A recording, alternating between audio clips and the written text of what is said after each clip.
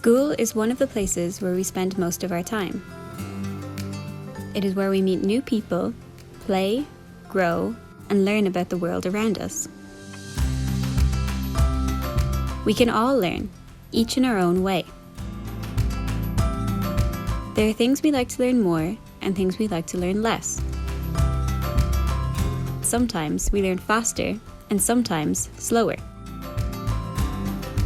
Learning is sometimes harder and sometimes easier. At school, we all learn together, but we are all different. And we can find solutions so that everyone learns as well as possible and is happier at school. Come on, come and find out how simple it is. Rita finds it hard to do arithmetic. The teacher asked her to do a subtraction and she couldn't do it. The teacher used oranges to represent subtraction, and Rita has now worked out that 5 minus 1 is 4.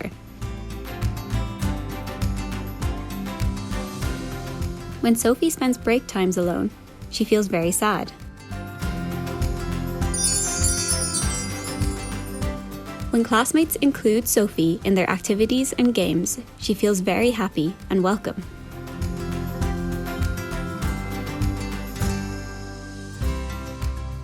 Carl is visually impaired and cannot read the signs to get to the library.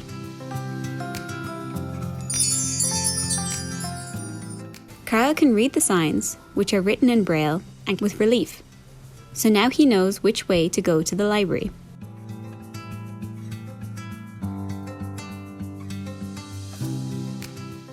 James is autistic, and when the room is too noisy, he feels very uncomfortable.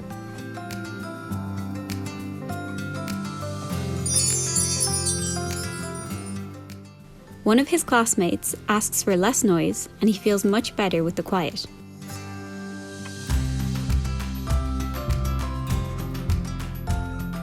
Peter has trouble doing tests and worksheets when there are many different kinds of exercises on them.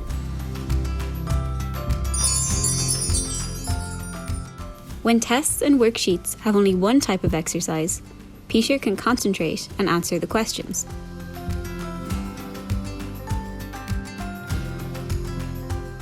Louise is hearing impaired and cannot understand the teacher well when the teacher only explains the subject through words. When the teacher uses pictures, Louise understands much better.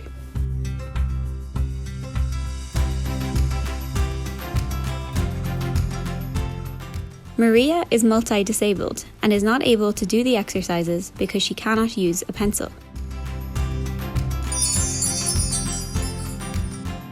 When Maria uses the computer, instead of a pencil, she can solve the exercises the teacher wants her to do.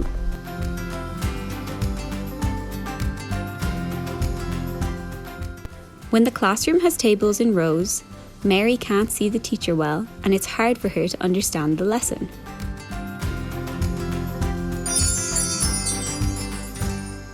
Mary can follow the lessons much better when the classroom layout allows all students to see the teacher well.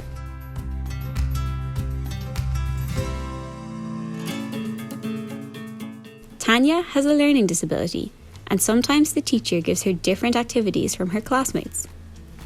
Tanya doesn't feel comfortable when she is left apart from her classmates and is treated differently.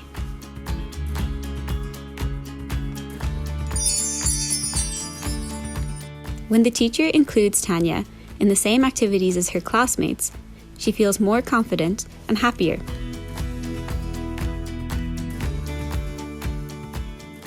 Anna has poor eyesight and cannot read the board when the teacher writes small letters and numbers.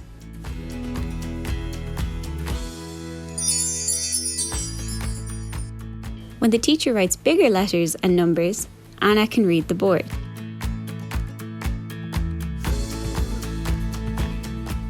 John communicates without speaking. When the teacher asks him what fruit he wants to eat, it's difficult for John to answer. When the teacher uses pictures to communicate with John, John can point to them to give the answer. She knows which fruit John prefers to eat.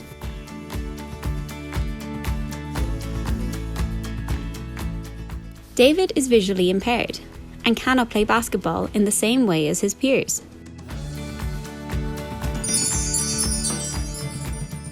His schoolmates use a broom to show him where the basket is by making a sound. This enables David to play with them.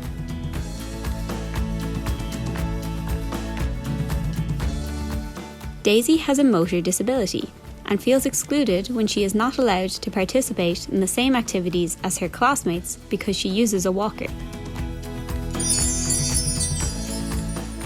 When Daisy participates in school activities and field trips, she feels happy and included.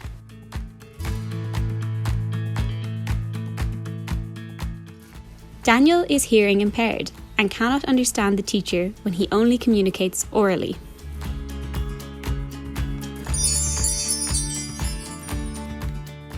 When the teacher uses American Sign Language to communicate, Daniel can follow the lesson much better.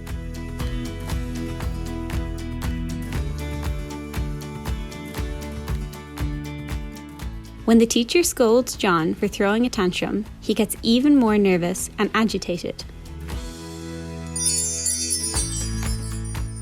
The teacher gives John time and space to calm down by himself, and he feels much better.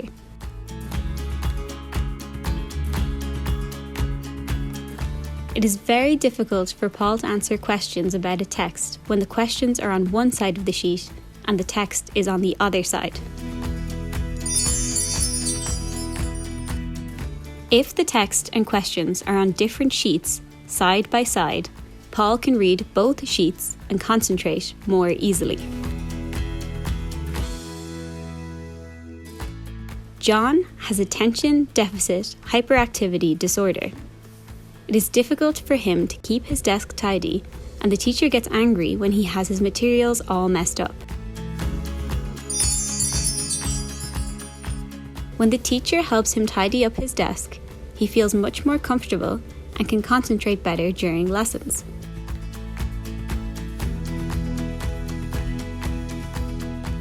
Victor has trouble sitting still, and while he is listening to the teacher, he knocks his pencil and his hand on the table, which sometimes upsets the teacher and classmates. The teacher suggests that Victor scribbles in his notebook while he is talking. He feels more focused, and so do his classmates and teacher. And you? Do you have any other ideas? What can we do to make everyone happier at school?